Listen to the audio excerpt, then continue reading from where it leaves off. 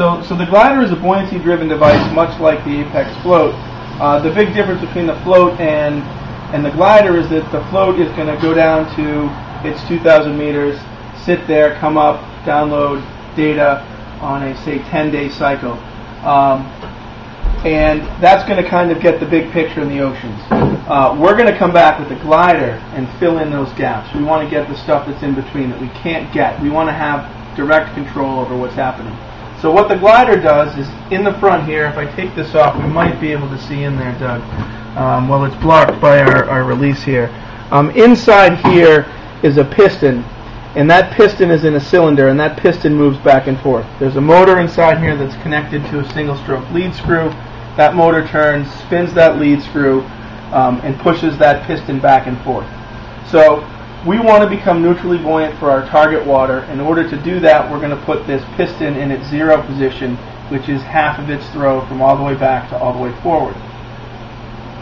We're going to ballast it at that condition, and then when we want to dive, we're going to pull that piston back, become negatively buoyant by nominally 233 grams, and we're going to dive.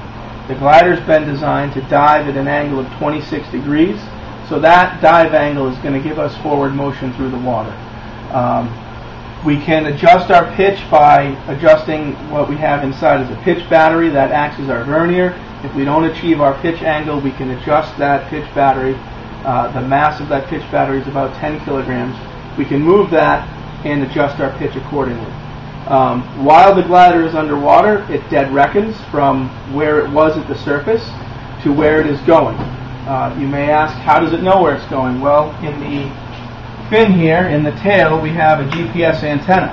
And inside the glider, we have a GPS unit. So when the glider comes to the surface, it gets a GPS fix. It says, I am here. It has been pre-programmed to go to a set of waypoints that are user-definable.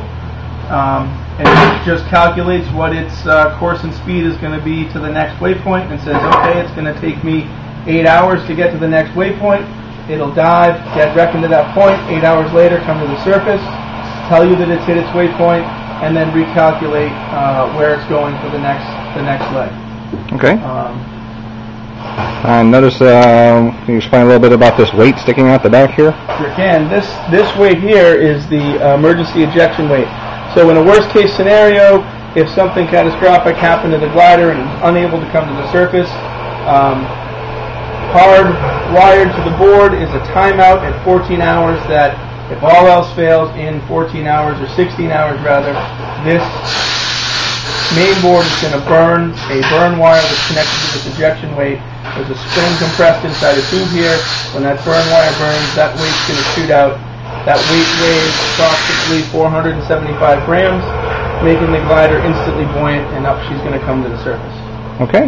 And then in the front of this, I noticed you've got a new recovery mechanism. Yep.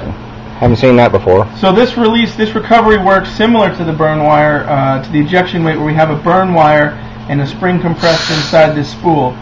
So when we command it to, this nose is going to be attached, this sonar dome is going to be attached to the nose of the glider here.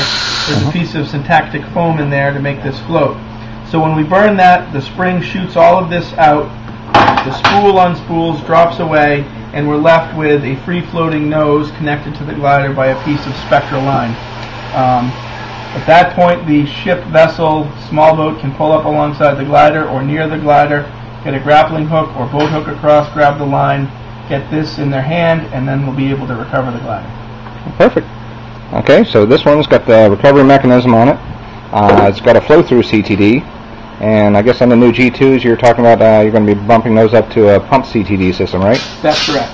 And then this one's got a fire sensor up here, which that's fairly new. That's from Satlantic. It's interesting that they're putting those on a glider now. All right. Well, thank you very much, Peter. You're welcome, Doug. Appreciate you taking time to run us through this. Take care. All right. Bye-bye.